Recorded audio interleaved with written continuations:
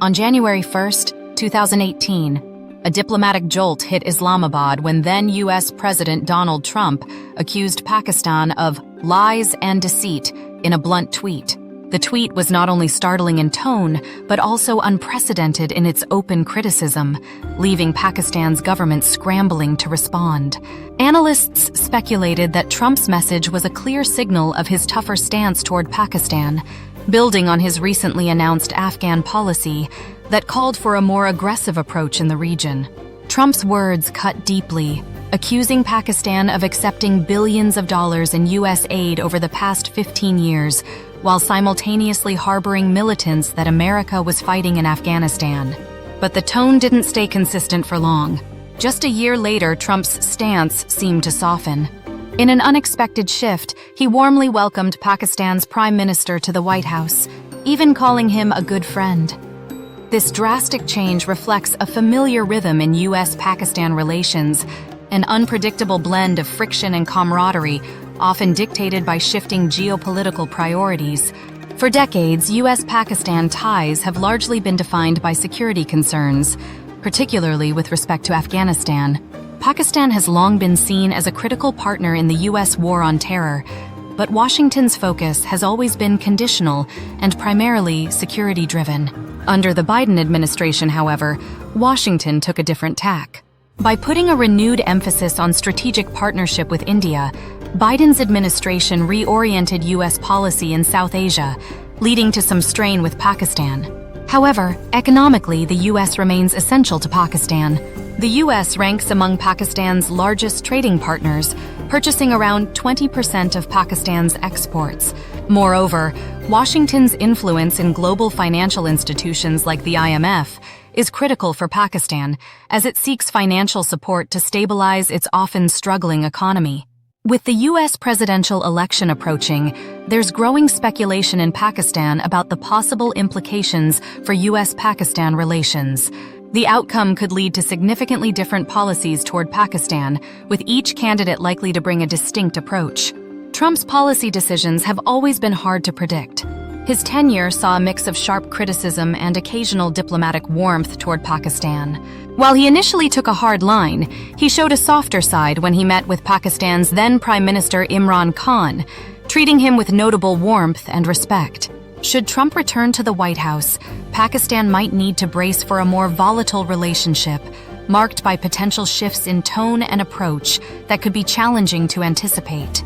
On the other hand, if Kamala Harris were to step in for Biden, analysts believe her approach would likely follow the current administration's trajectory. While Harris would be expected to continue Biden's South Asia policies, she might bring a few nuanced changes, especially regarding India, given her previous stances on human rights. As vice president, Harris raised concerns about Kashmir and other human rights issues in India, points of contention in India-Pakistan relations. So, while Harris may broadly continue Biden's policies, she might be inclined to make subtle adjustments, particularly in the context of India. Climate change is another area where a Harris administration and Pakistan could potentially find alignment. Pakistan is among the countries most vulnerable to the impacts of climate change, which have already brought about devastating floods and other environmental crises. Harris has long been vocal on climate issues, describing access to clean air and water as basic rights, and she highlighted these points during her speech at the Democratic National Convention. Under a Harris administration, collaboration on climate initiatives might become a key part of the U.S.-Pakistan relationship, with a focus on addressing shared environmental challenges. By contrast, Trump's stance on climate change has been notably dismissive. His first term saw him roll back various environmental protections and even withdraw the U.S. from the Paris Climate Accord. Should he win a second term, climate issues would likely take a back seat, limiting any meaningful climate cooperation with Pakistan. One of the most sensitive issues in U.S.-Pakistan relations today is Pakistan's close alliance with China. Both the Trump and Biden administrations have taken a firm stance on China, and Harris has been particularly vocal about human rights abuses, specifically regarding China's treatment of Uyghurs in Xinjiang.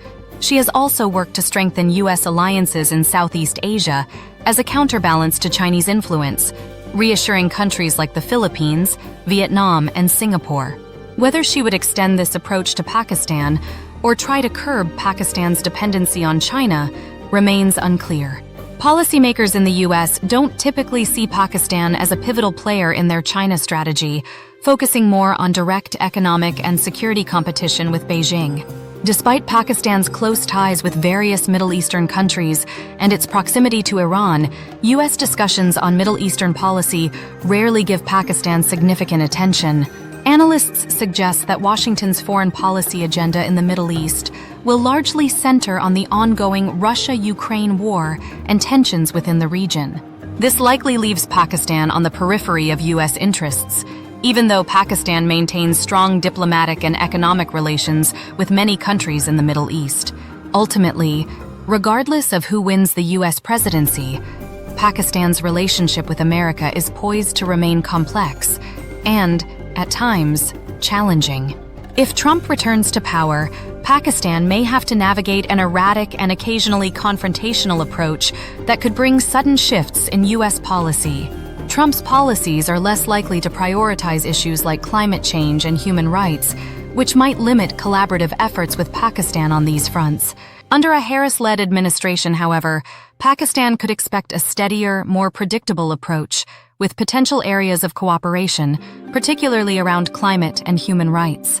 Harris's focus on these issues aligns with Pakistan's environmental vulnerabilities and could foster a more constructive partnership in addressing them. However, the strategic contours of the relationship will likely still be shaped by South Asian security dynamics and the intensifying U.S.-China rivalry. In the end, U.S.-Pakistan ties will continue to be influenced by major global shifts and regional developments. As both nations navigate their distinct yet interconnected roles in South Asia, their relationship will likely evolve in response to changing priorities, interests, and leadership styles in Washington. While some areas may see enhanced cooperation, others will remain tense, underscoring the inherently multifaceted nature of U.S.-Pakistan relations.